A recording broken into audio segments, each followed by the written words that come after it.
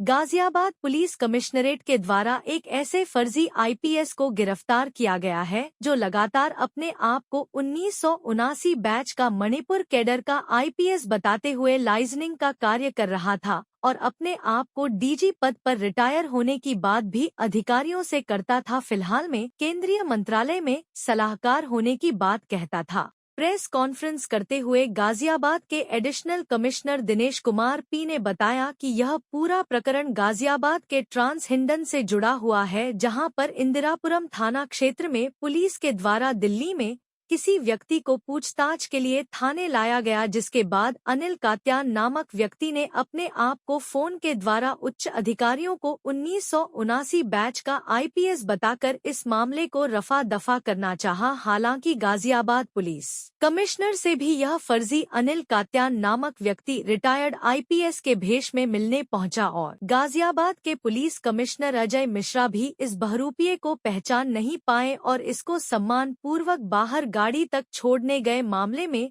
Tool जब पकड़ा। जब गाजियाबाद पुलिस कमिश्नरेट में 1979 बैच के आईपीएस मणिपुर कैडर की बारे में जानकारी जुटा गई तो ऐसा कोई भी आईपीएस पूरे भारत देश में नहीं होना पाया गया। इसके बाद पुलिस में हड़कंप मचा और पुलिस के द्वारा डीसीपी ट्रांस हिंडन के पीआरओ ने साहिबाबाद थाने पर अनिल कात्यान नामक इस बहरूपिये की शिकायत दी और मुकदमा पंजीकृत किया गया। गाजियाबाद पुलिस कमिश्नरेट के द्वारा प्रेस कॉन्फ्रेंस करते हुए दिनेश कुमार पी के द्वारा दिल्ली निवासी इस फर्जी आईपीएस अनिल कात्यान के द्वारा अधिकारियों से की गई बातों की रिकॉर्डिंग को भी और अपने आप को रिटायर्ड डीजी आईपीएस अधिकारी बताने के व्हाट्सएप स्क्रीनशॉट भी सार्वजनिक किए गए, जिसमें अनिल कात्यान अपने आप को रिटायर्ड आईपीएस बताकर गाजियाबाद पुलिस पर रौब गालिब करने का कार्य कर रहा था और इसकी एवज में वह आम जनमानस से मोटी रकम वसूल करता था। अनिल कात्यान ने पूछताछ से बताया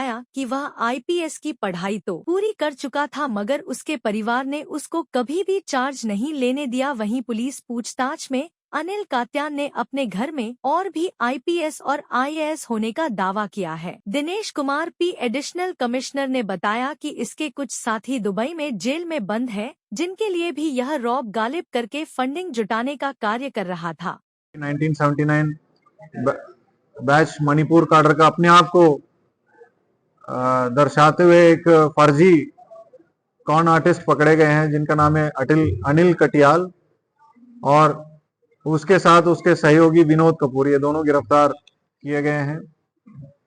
घटना यह है कि विनोद कपूर के खिलाफ एक एफआईआर इंदिरापुरम में दर्ज हुआ था। उस एफआईआर में वैधानिक कार्रवाई की जा रही थी। उससे बचाव करने के लिए अनिल कटियाल अपने को फर्जी आईपीएस ऑफिसर कहते हुए केंद्रीय गृह मंत्रालय में सलाहकार के रूप में वर्तमान में तैनात और पूर्व में आईबी में भी कार्यरत रहे, ऐसे माहौल बना के विवेचनाधिकारी और थानाध्यक्ष और साथ साथ अन्य सीनियर अधिकारियों को दबाव में लेके उनको धमका के मुकदमे की धमकी देते हुए एक ठगी का घटना करने की कोशिश किया है और काफी एविडेंस के साथ ये गिरफ्तार भी हुए हैं। इनके फोन से काफी इंक्रिमिनेटिंग एविडेंस भी मिला है, जो पूर्व में दिल्ली की सीनियर पुलिस ऑफिसर, हरियाणा की senior police officer, excise department Delhi की अधिकारीगण, केंद्रीय जो एक्सटर्नल अफेयर्स मिनिस्ट्री में भी काफी सारे इन्होंने इस तरह से घटनाक्रम कारित करने की सबूत मिली है। इन लोगों को गिरफ्तार करके न्यायिक हिरासत में भेजा जा रहा है। आगे भी इनकी फोन से, इनकी बैंक डिटेल से और इनकी सीडीआर और आईपीडीआर एनालिसिस से आगे भी इन्होंने कितने घटनाएं किए हैं, कितने लोगों को इन्होंने ठगा और कहां कहां इन्होंने वसूली की है, इस संबंध में जानकारी करके कार्रवाई की जा रही है।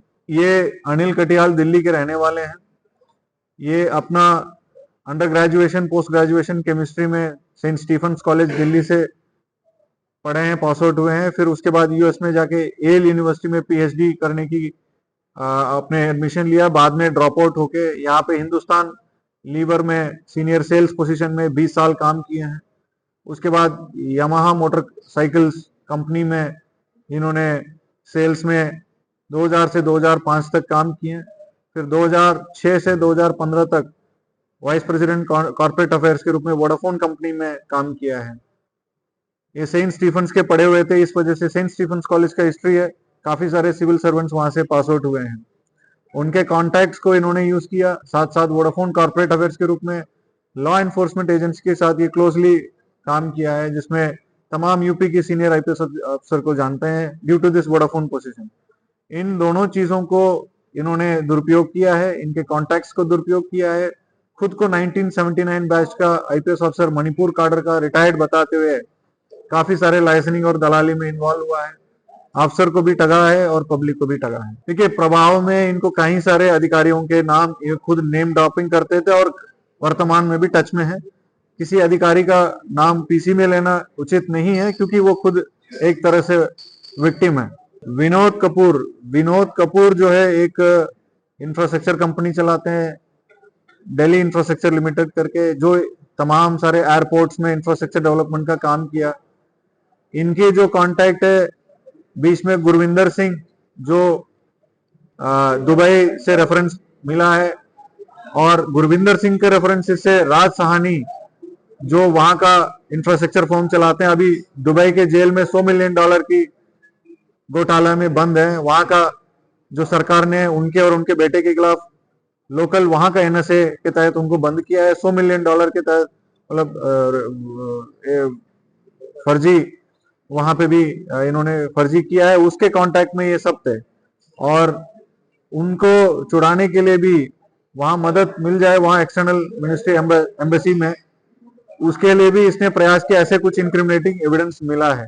तो कुल मिला के एक क्लाउड सा बना के काम करता था, कौन आर्टिस्ट का काम करता है, ये अपने को आईपीएस अधिकारी बताते हुए तमाम केंद्र मंत्रालय, विदेश मंत्रालय, local police, Delhi police, Gurgaon police तक इन्होंने अपने गलत पहचान बताते हुए इन्होंने लोगों को बेवकूफ बनाया। इनके जो फोन से रिकवरी जितने भी हुई है, उसमें से कुछ एविडेंसेस ऐसे भी हैं जो अपने को सेंट स्टीफेंस का 2 साल सीनियर के रूप में बताते हुए, जो विदेश मंत्री जी का नाम लेते हुए उनसे अपॉइंटमेंट दिलाने की एमईए को मेल भेज रहा है, और मेल भेज के जिनकी राहत देना है, जो सहानी कंपनी को, उससे पैसे की डिमांड करने की भी सबूत मिली है।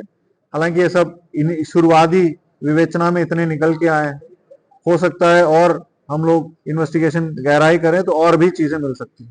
देखिए, मैंने जैसे पहले भी कहा है, ये सेंट स्टीफेंस के पढ़े हुए हैं और इनके फादर एक रिटायर्ड आईआरएस अधिकारी रहे हैं। तो जब खुद के परिवार में आईआरएस है और इनके सगे कसिन जो है एक IPS officer Andhra Pradesh cadre का रहे हैं, और पढ़े लिखने के वक्त जो भी इनके क्लासमेट्स हैं उनमें से काफी लोग आईपीएस आईएएस हो चुके हैं, जब इनके माहौल में उठना बैठना था, इनके बॉडी लैंग्वेज, इनके बोलने का तरीका, इनका लिंक्स, ये सारी चीजें समझता था। और साथ साथ अभी जब से रिटायर हुआ तब से दिल्ली में लंच ऑर्गेनाइज करना, डिनर ऑर्गेनाइज करना, अधिकारियों में बैठना, उनके रेफरेंस लेना, इसका आम बात हो गई है। तो इस वजह से ये जल्दी, जो सीधे लोगों को, जो जिनको इन सब चीजों से लेना देना नहीं है, उनको बहुत जल्दी प्रभाव में ले लेते थे।